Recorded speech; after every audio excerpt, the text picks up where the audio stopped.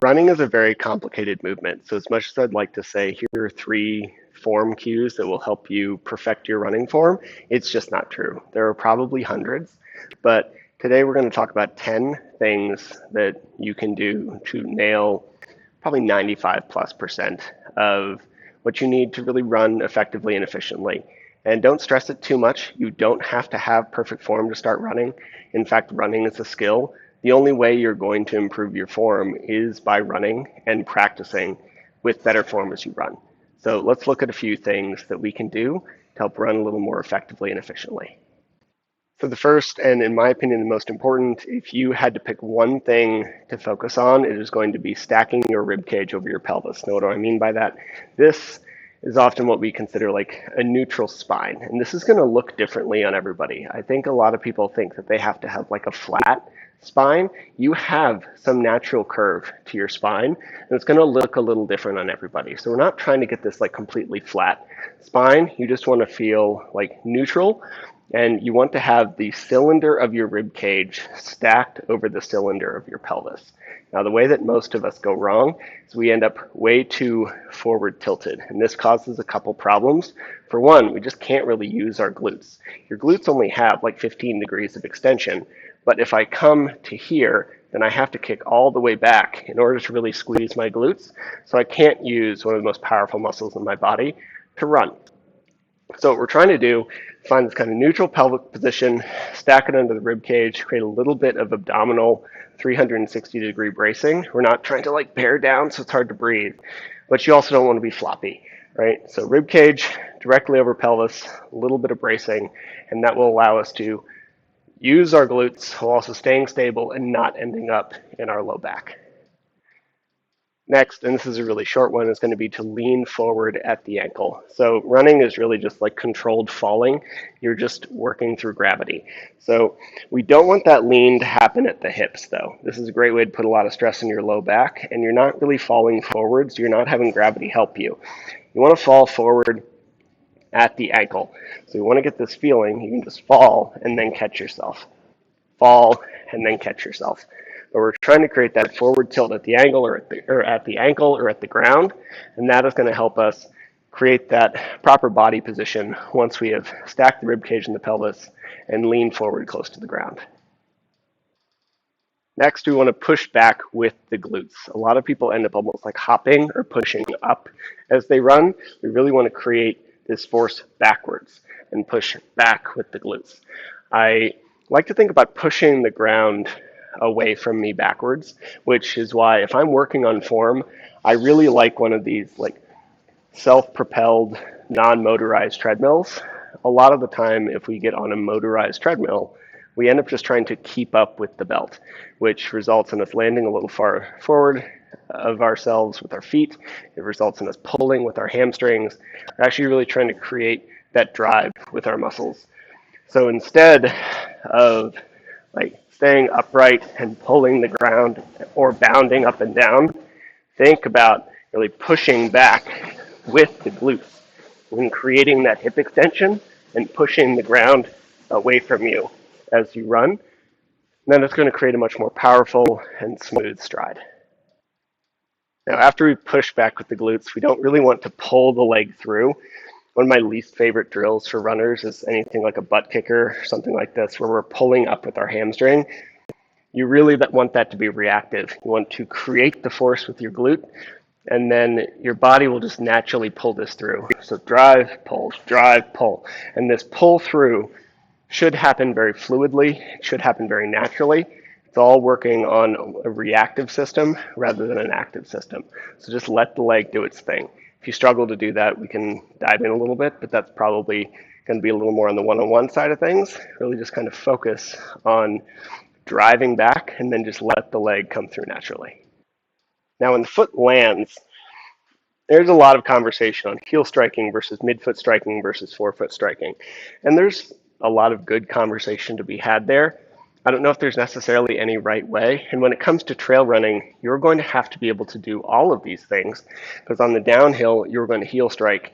And if the uphill is significant enough, you're going to forefoot strike pretty much everything in between. So if you're a trail runner, then you really want to have some flexibility here.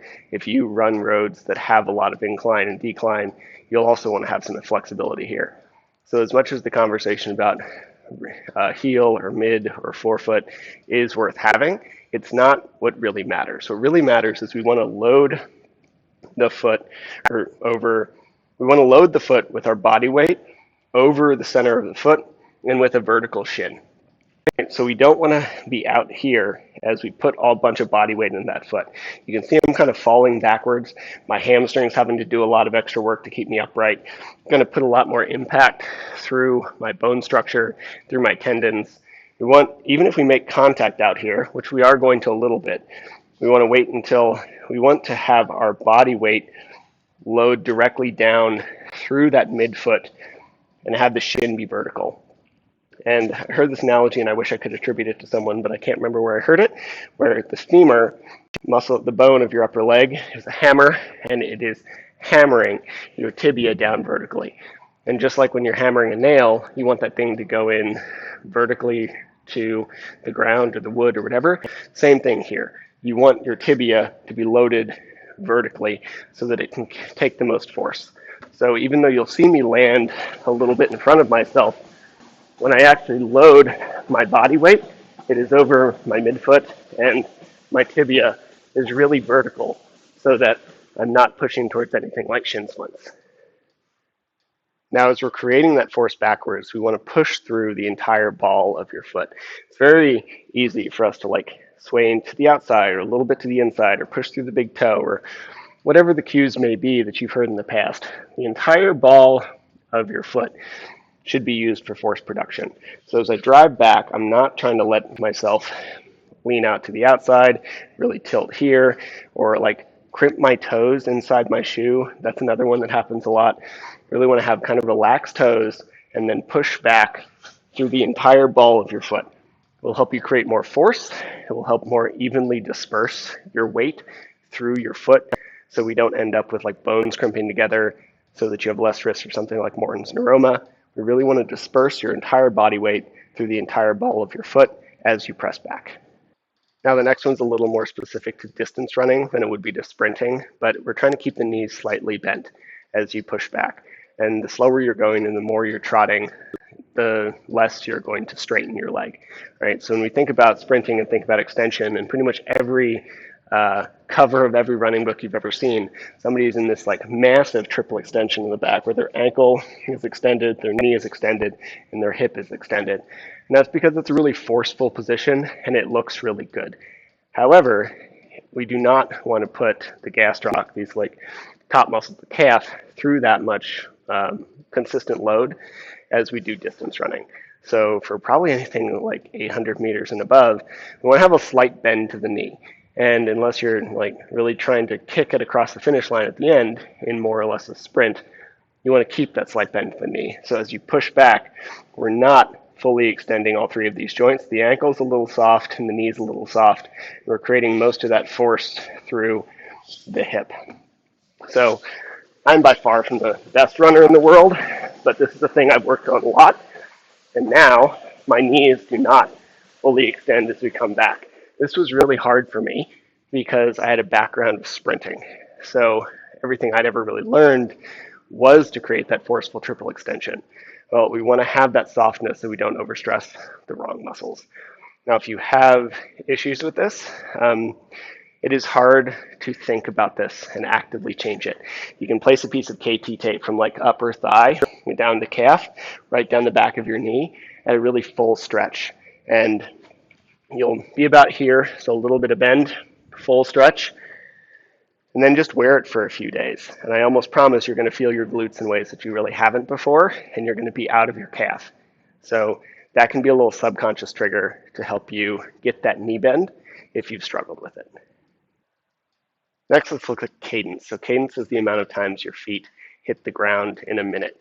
So if I say my cadence is 170, that means my feet, both of my feet collectively, are hitting the ground 170 times every minute.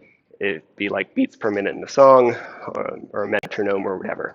Now, it doesn't actually matter what your cadence is. Professional runners have cadences anywhere from like, I think 155 to 200.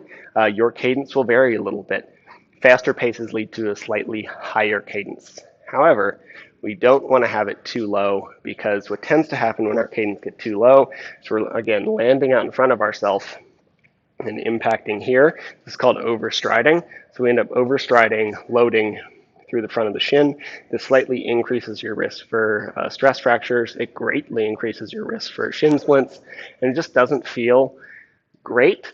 So one of the easiest ways that we've found to improve this overstriding problem is to try to maintain the same pace, but increase your cadence, because it forces you to take shorter steps. Because if you didn't take shorter steps, you'd be like massively sprinting across wherever, right? So we want to shorten the steps so that you don't overstride, and by increasing your cadence, we tend to lead to that. So if I am currently at this like bounding, probably like 130 cadence, if I maintain this pace, but just increase my cadence to around 170, I haven't gone any faster, but I'm no longer bounding and overstriding. I'm more shuffling, right? And I can find this 170 cadence at a lot faster paces or a lot slower paces. It's not necessarily pace dependent. What we really want to have is this consistent stride that protects you from overstriding. Now, my preferred way to fix cadence is music. So I will throw on a playlist that says like 170 to 175 BPM and just kind of run to the beat. You can also use a metronome. Now, wherever you are right now, we don't want to make a massive jump upwards. This is one of the biggest mistakes people make, and it is how some people like really hate a lot of generalized cadence advice. Because if they're currently at 135 and someone tells them that the ideal cadence is 180, it's just too much of a jump. So figure out where you are right now, and the best way to do that is to either like film yourself running or pull out a metronome while you run and just kind of time the beats to your running cadence. Once you find that, bump it up by like 5 to 10. The lower you are, the more you can get away with. So if you're like 130, you can probably bump to 140 right away. If you're at 170, it's probably going to be like 175. And then just bump it up 5 or 10 beats. Listen to music, do that metronome, follow it for like a week or two till it feels really comfortable, and then you can bump it up again.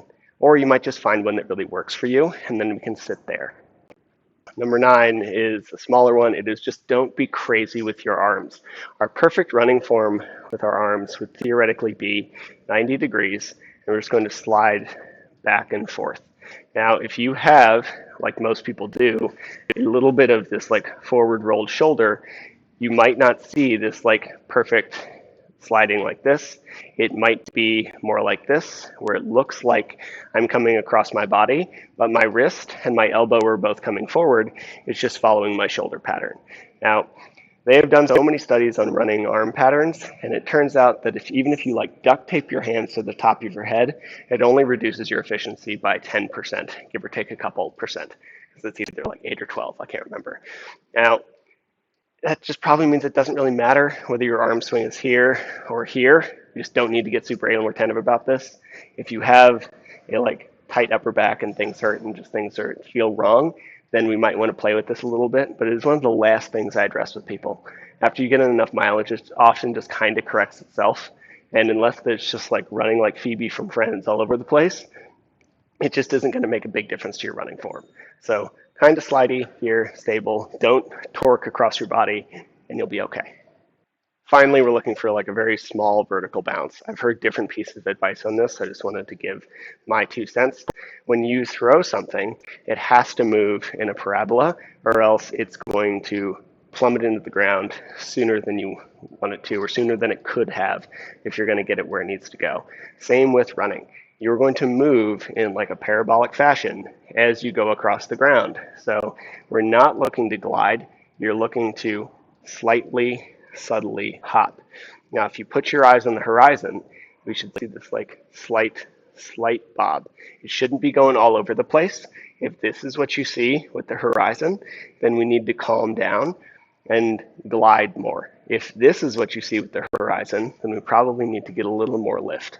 We're looking for something like this as you run, and that'll help keep us stable. Now, if I had to pick two here, it would be number 1 and number 8. Stack your ribcage over your pelvis and start to mess with your cadence. Those would be the first two places I would start in order to make improvements in your running form. I think they tend to lead to the biggest bang for the buck for most people. And if we can dial those in, a lot of the other stuff is just going to kind of work itself out naturally. So last thing, let's put it all together. I'm going to stand up here. I'm going to stack my rib cage over my pelvis. I'm going to slightly lean forward at the ankles. Once I start to lose, I'm going to drive back with my glutes. And everything else is just going to fall into place. My cadence is going to stay high. My arms are not going to do anything wild. I'm going to see this like slight bob of myself in the mirror in front of me. My knees are a little bit bent. And I'm going to drive through that entire foot as I push back.